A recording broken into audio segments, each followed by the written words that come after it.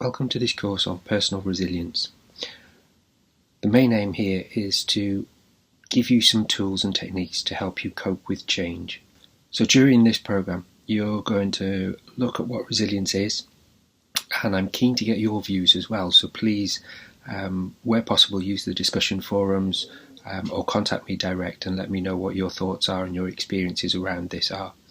We'll also look at something around anxiety and stress in relation to resilience and how building resilience can potentially help you cope with those areas too.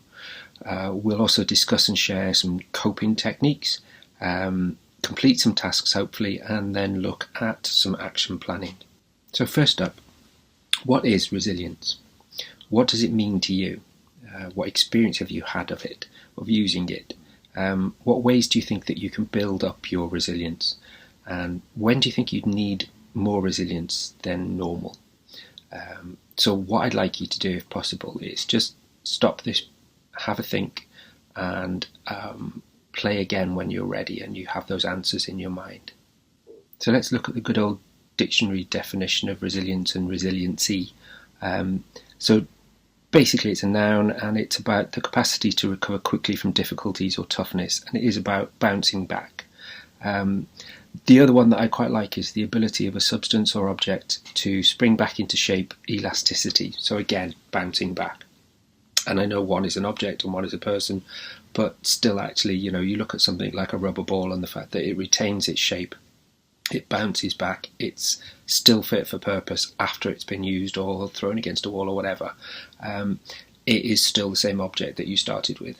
And that's what we're looking at here for resiliency. It's kind of whatever life throws at you, you potentially won't be the same person. You'll still be you, but you'll have grown and your knowledge will have expanded and your experience will have expanded based on that particular episode. But you will still be you. You will have bounced back.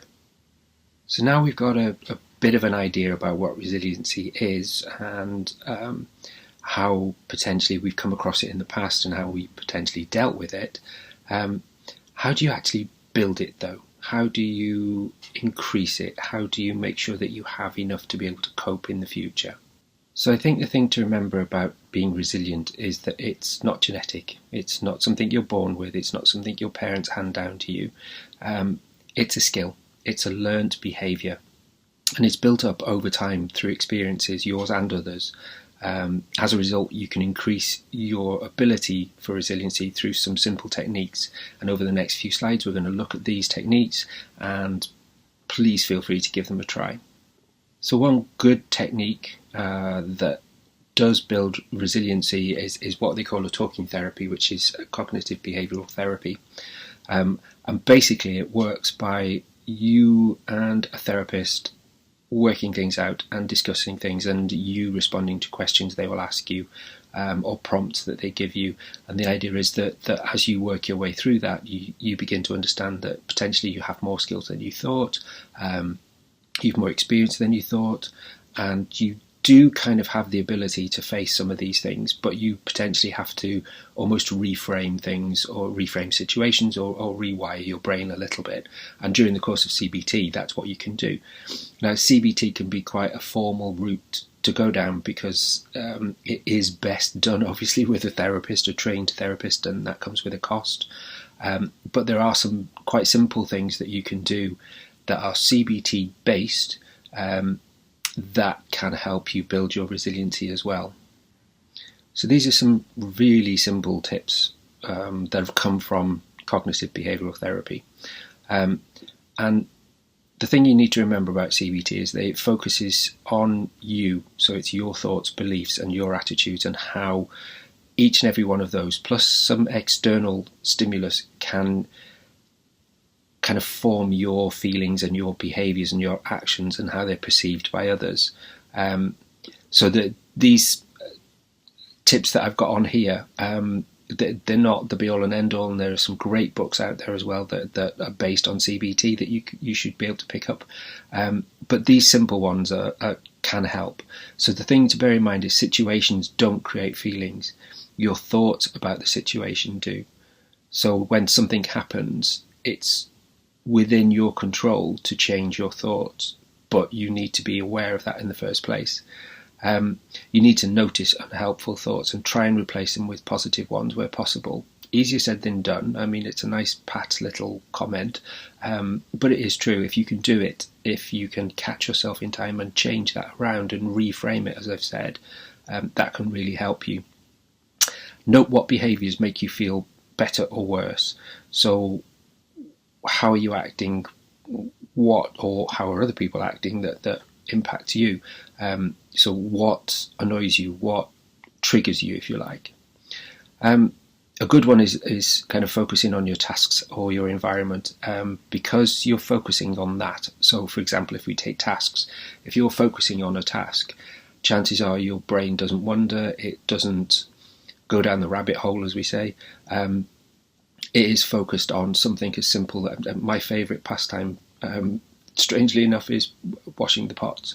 And the reason for that is because I concentrate on getting those pots clean, making, kind of working my way through everything that needs washing, making sure it goes on the drainer, then drying them, then putting them away. And it's a form of, for me, it's a form of mindfulness, because it does just mean that you focus on that one thing and everything else just slips away for a while.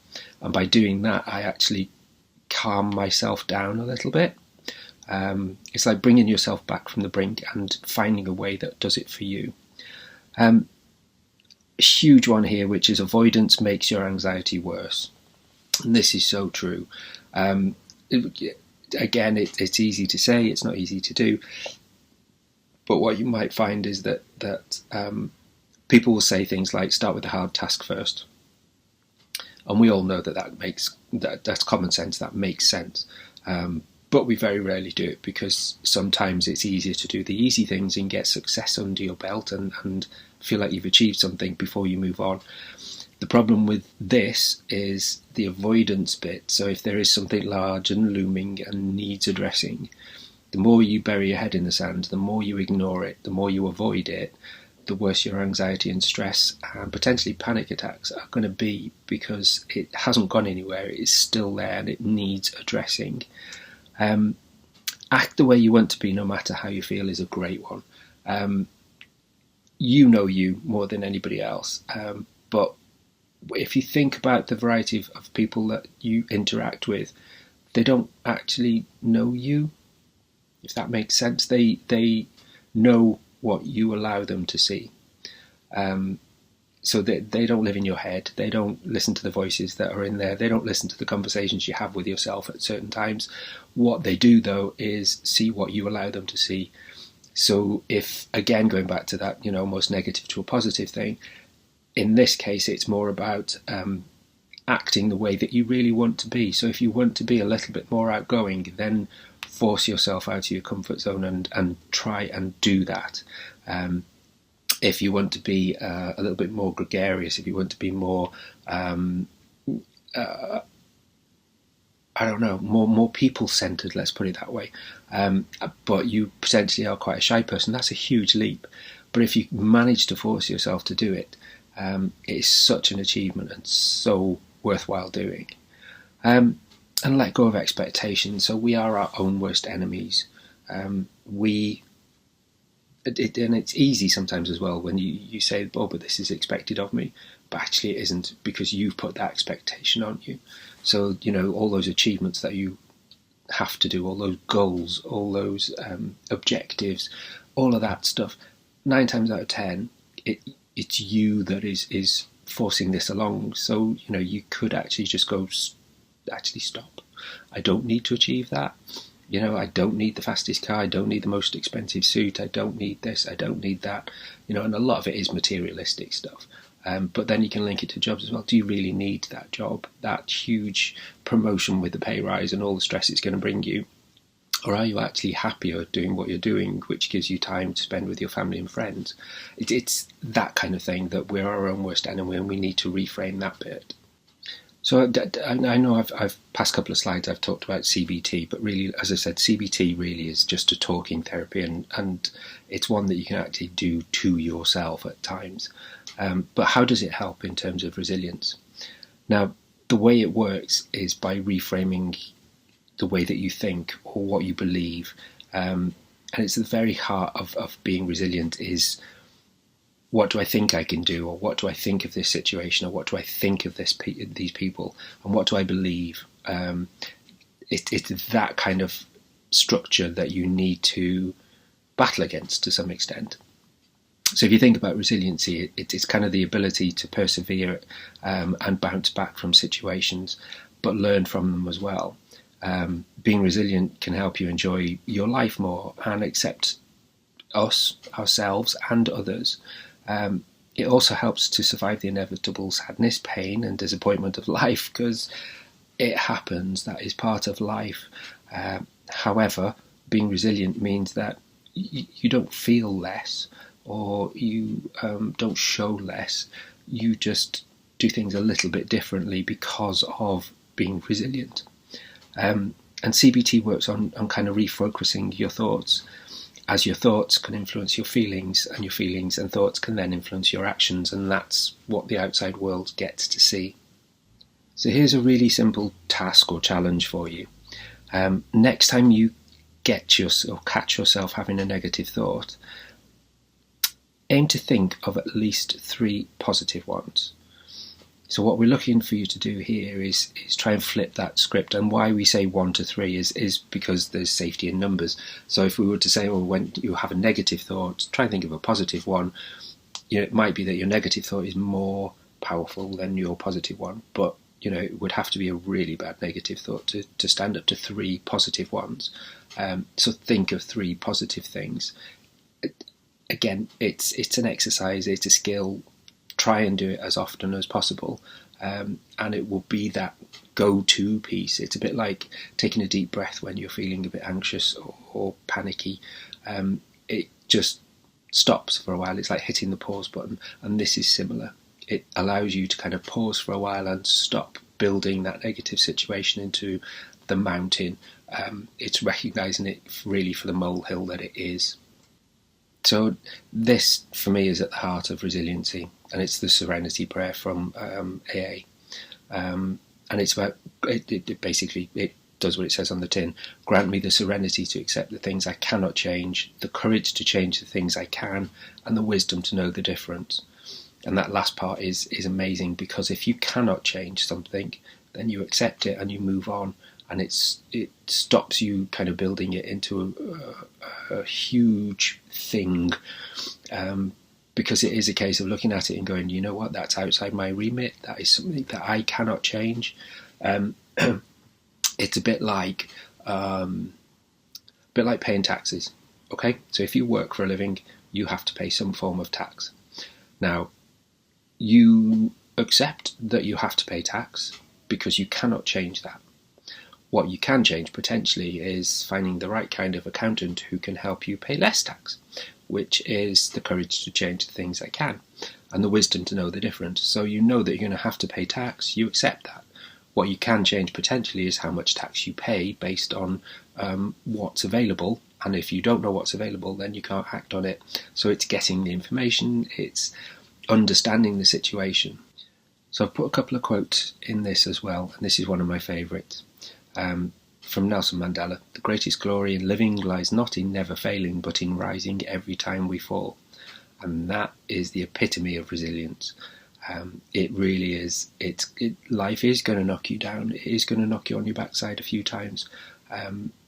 If you live a full and healthy life, and you are here for whatever the average age is in lifespan, I should say, is in your country, anywhere between 70 and 80 years, chances are you're going to come up against pitfalls. You're going to come up against situations that are going to make you anxious and stressed.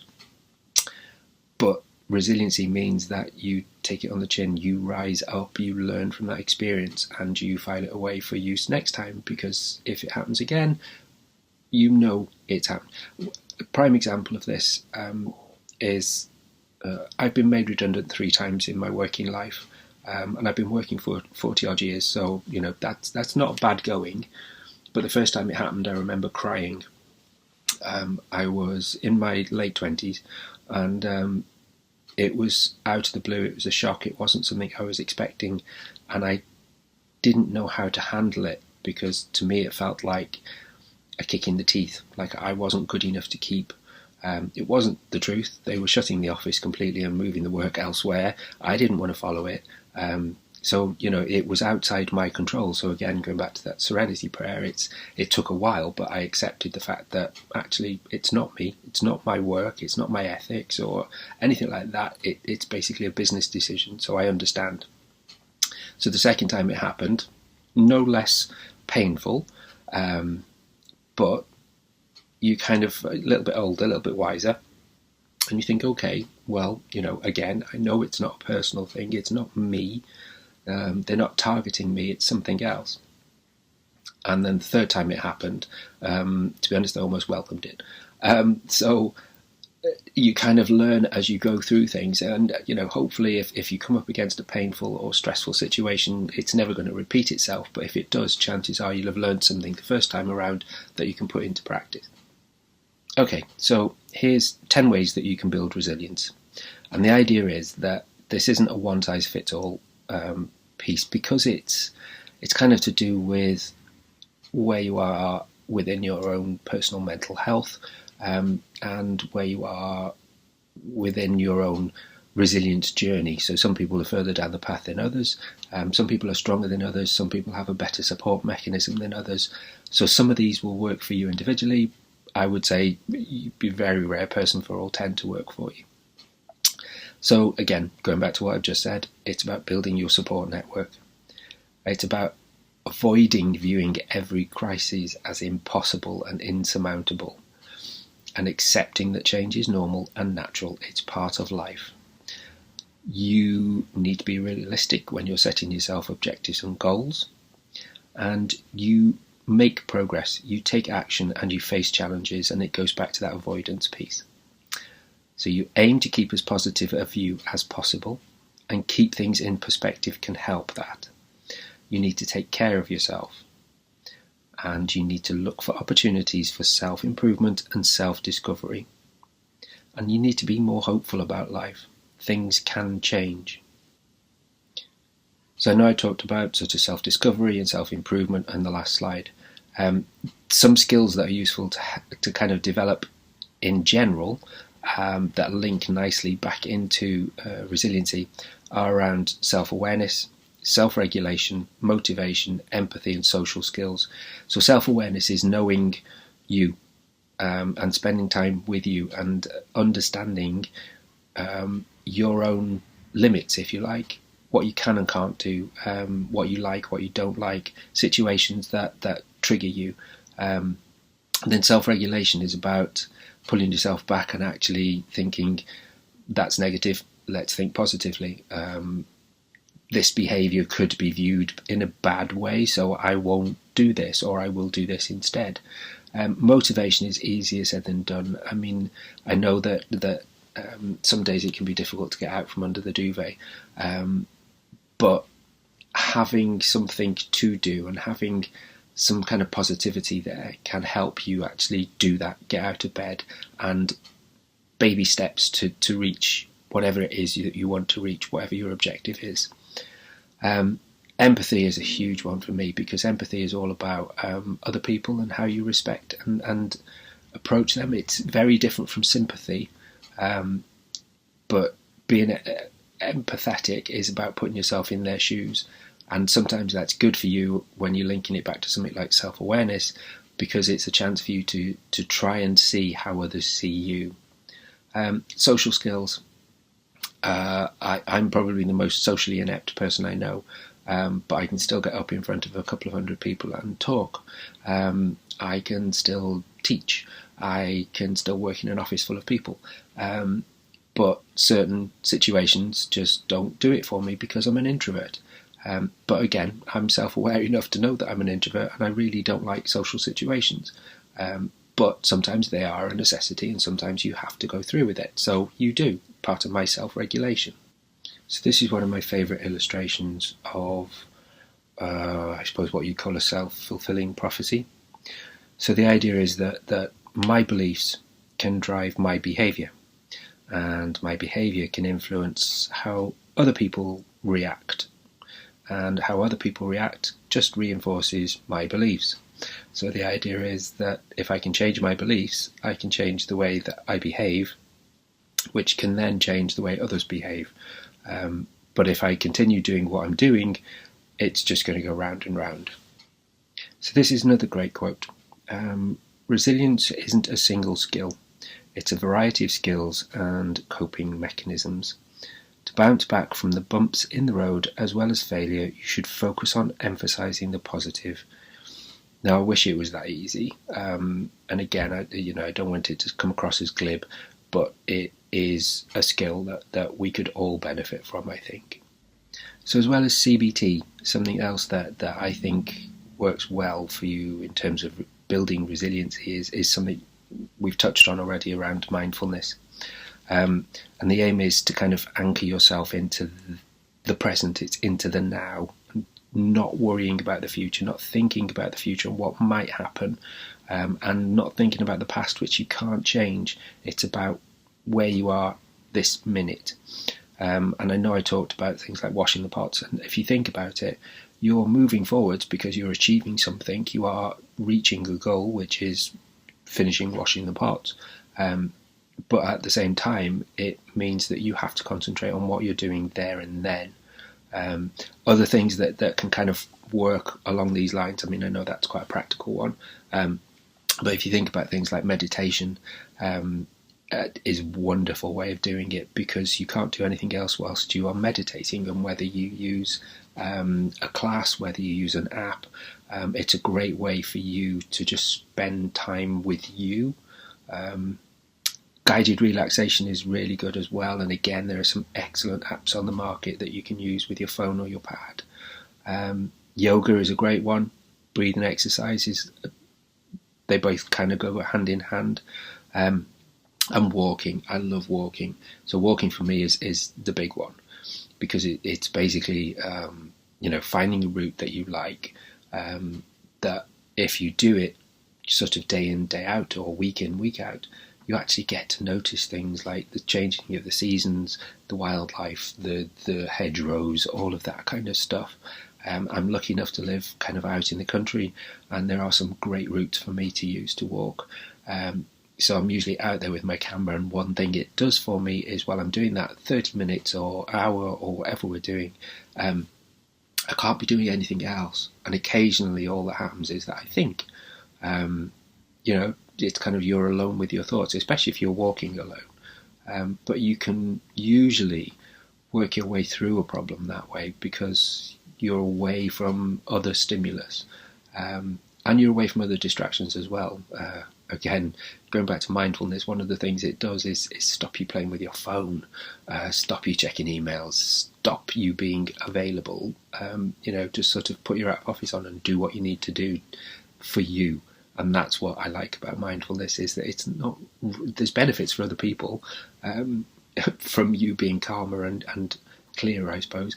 But the whole point of mindfulness is it's time that you can spend on you. So again, as I touched on before, there's going to be some tips here, and there's more coming.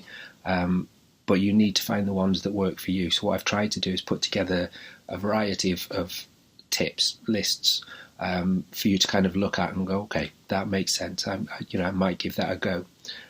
So on this list, for example, we have things like active choices, and it's about trying to view your decisions as active and not sacrifices. So it's, I have actively chosen to do this, rather than it's been forced on me, so therefore, yes, okay, I'll do it, but I don't want to. If you feel that you're involved in the choice and you have an active say in it, you're more likely to own it and do something about it. People. So again, surround yourself with people who make you feel good, make you feel like you have a support network. Believe in your ability to overcome hardship and guide your own future, because that's what it comes down to. It's your future, nobody else's. So again, it comes back to that being comfortable in your own skin and comfortable enough to be able to move things along in your life. Fail better. So when you do fail, and you will, we all do, reflect on what you've learned from that setback. So what would you do differently next time? You failed this time, so what can you do differently? And stress. So don't try to avoid all stressful situations. And I know that sounds like the wrong piece of advice to give, but actually we all need some stress in our life. It helps us get out of bed in the morning. It helps us feel alive. It's that firing stuff in your brain. It's the chemicals that you feel coursing through your veins in your body that make you realise you are still here. And it kind of helps you feel that you're connected to something. Flexibility.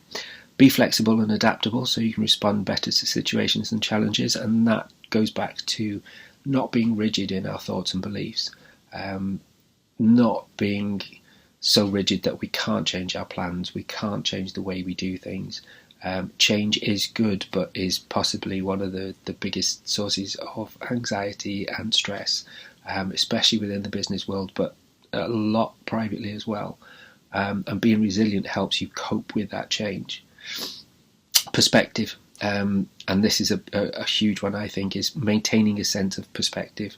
It's keeping an eye on the bigger picture as well as the details. And what we mean by perspective is not blowing it out of proportion and understanding how things fit together. So by doing this, by doing A, B will happen, and because B will happen, C will be the outcome, and I'll be happy. But it's making sure that you're not anxious around doing A in the first place. So another great quote here from Maya Angelou. I can be changed by what happens to me, but I refuse to be reduced by it. And this is true. So we're all changed by circumstances, by situations, whether we like it or not, whether we're aware of it or not, whether we feel like we can control it or not, it doesn't matter. Situations happen and they will change you. What Maya's saying here is, I refuse to be reduced by it. So I'm no less a person by that situation. I'm no less a person by that reaction. So I will still be me at the end of the day. I'll just be a better version of it. Okay, so these last few slides are looking at some of the tips that I've given you so far in a bit more depth. So we talked about a support system. You kind of need to realise that you don't have to go through all of this alone, and you can't at times, I think. So you need to have that support system.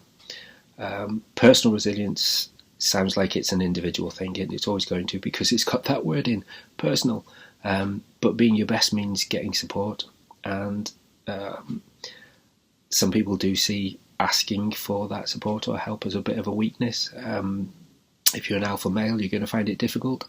But it does take so much more strength to know when you need help and who to go to ask for it, and then have the courage to ask for it. Who you have in your support system is up to you.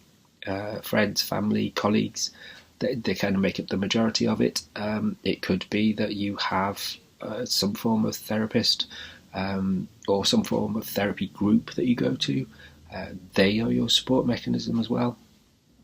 But find your own support system. There is no right or wrong here. It's just people that you can go to who can help, I suppose. Right, this one's a good one, and it's around confronting your fears. So again, we were saying about not being risk averse, not burying your head in the sand, all of that kind of thing. This is kind of about how facing our fears helps to demystify them, make them less scary, less big, less insurmountable. It also works wonders on your well-being. It stops you being stressed. It stops you being fearful. But again, theory is great, but how do you do it practically? So one way of confronting your fears is to kind of look at meditation as a form of relaxation, because the calmer you are, the more easier you will find it to actually confront something that you may view as scary. If you can identify your triggers, or the onset of something like an anxiety or panic attack, then you can use meditation to kind of slow that down and slow yourself down. There's loads of really good books out there if sort of meditation interests you, and there are a huge amount of different techniques and the ways of doing it, but ultimately what they all do is slow you down. They stop you for a moment, and it allows you to listen to yourself and concentrate on things, something as simple as breathing and making sure that you're calm before you move on. Now, this one isn't an easy one. Not everybody can be assertive and help create change, but kind of having that skill can help you move on in life. A lack of resilience can often be seen as quite a passive trait, and you're basically just going along with the flow, what everybody else wants, what the general consensus is, and that you haven't got an opinion, or that you aren't strong enough to give your opinion. Building assertiveness kind of turns that around and helps you build your resilience. So don't forget here as well that we're talking about assertiveness and not aggressiveness. There's a huge difference between the two. Being assertive is more along the lines of being calm, clear and confident, and explaining what you want or need in a non-aggressive way. Obviously the aggressive is completely the opposite of that. It's kind of almost irate, it's rambling, it's not clear, and it can come across as confident, but what lies beneath is a real lack of confidence. When you catch yourself being passive, switch it up and ask how it could be done more assertively. How could you be calmer, clearer and more confident? So this is one of my favourites, and it's about taking time for you. I've called it evaluating your thoughts. But this is about reflection and building a personal version of reflective practice. So reflective practices has been used in business a lot. We use it a lot in training. Basically all it means is stopping for a minute and thinking about what you've done.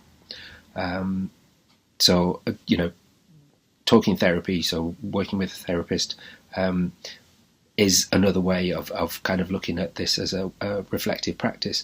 But a diary or a journal is also a good way of doing this. So if you keep a diary, it's a great way of kind of writing down your thoughts and your actions and the situations that have worked or not worked for you. The other thing that I like as well is doing this at the end of the day. So a lot of people do it to kind of write up their diary or their journal at the end of the day before they go to bed, and it can be a great way of emptying your brain of all that mess, all that stuff, all that clutter, ahead of getting a great night's sleep, and then the next day being able to kind of revisit what you've written and do something with that. So from a personal perspective, building your resilience can actually give you control of your life. It can stop you being quite passive and kind of going with the flow, and then waking up one day and realising that most of your life is over and you haven't really done anything that you really want to do. Being resilient means that when there are setbacks, that you don't just crumble, that you can do something about it. I'm not saying it won't happen. Situations vary, so that there will be something that will make you a complete heap on the floor. But at some point you need to pick yourself up and get back on with life. It happens regardless. The thing about this is realising that you've got full control of how you respond to situations. Now that's real power. So you may not be able to control the situation, you may not be able to change the situation as it unfolds, but how you react to that is down to you and nobody else. So just remember that whatever the situation, you have a choice, and what you choose to do or say can influence the next steps and others' next steps, because they'll have a perception of what you've said or done. So I know we've mentioned mindfulness and meditation earlier, and for some, mindfulness is simply focusing on one thing at a time. As I said earlier, washing pots works for me. Because it just allows me to stop everything else. It gets me away from my tablet, my phone, my laptop. I can kind of carry on a conversation if I want to with somebody else in the kitchen, but I'm actually so happy that now that I do not have a dishwasher and I do have to wash the pots by hand, because it's It's a practice for me. It's a routine. I do it pretty much at the same time every day, and it is so nice to just do that and feel like you've got that sense of achievement from having completed that task. But while I'm doing it, I can stop. I can not think if I don't want to. So there are other techniques, obviously. I mean, I'm not advocating that everybody ditches their dishwasher, and starts washing their pots by hand. But something as simple as breathing exercises, as we said before. If you kind of look into this and simply do sort of 5 or 10 minutes of deep breathing exercises, so in through the nose, out through the mouth, that kind of thing, focus on how your breath feels, how full your lungs are, how empty they can be, and how your body is reacting to those breaths. That allows you to just focus on something and not a million and one things. And that's what we're talking about with mindfulness, is really just focusing on a single thing. So this is a massive area. Mindfulness, I mean, if you kind of like have a look on something like Amazon or even Google the subject, there are a million and one different ways of doing it. It's finding the right way for you, and as an individual, something I say may not work for you, but mindfulness as a topic could. Okay, so we're nearing the end now, don't worry. This last one is, for me, the largest, biggest, most important. It's about forgiving yourself. So, as I've said, going through a lot of this, for me, resilience is about knowing yourself and your capabilities and your abilities. But the ability to forgive yourself is amazing. You need to stop being so hard on yourself. You are your own worst enemy at times. If and when things go wrong or don't go your way, don't necessarily jump straight away to the blaming yourself. The other thing as well is about forgiving others and moving on. So holding on to grudges and things like regret, woulda, shoulda, coulda. You going over old arguments in your head time and again, all of that is wasted time and energy, and that could be put to so much better use. All they do as well is give you anxiety, they make you feel worthless, they give you low self-esteem. But some simple tasks here is to identify why you feel the way you do in that particular situation. How are you responsible? Think about what you do differently, and then just forgive yourself and move on. It's in the past. You can't change that, so move on. And this is where, as I've said, a diary or a journal can come in handy too. So what does success look like? What does an emotionally resilient person look like? So they don't tend to get hung up on bad days. They happen. We all know they happen. You accept, you take it on the chin, and you move on. You forgive and forget. That happens to yourself as well as other people. Grudges, regret, they're wasted energy. They are negatives. You don't need them in your life. Have a positive internal dialogue. So, they are their own biggest cheerleader. Let's put it that way. So if you can do that with your inner voices, that's amazing. You ditch negative people. And I know this is easier said than done, especially if, unfortunately, you're related to them. But what you don't want is the mood hoover, as we call it, the negative Nancy, the people who make you feel down before you've even had a conversation with them. Those kind of people you just don't need in your life. If you have to spend time with them, make it as little time as possible. Celebrate themselves and others, not just their achievements, but who they are every day. You're a wonderful human being. You are amazing and unique, and you're here on this planet and you're contributing to it. So why isn't that a cause for celebration? And don't assume everything is about them. So this is so true.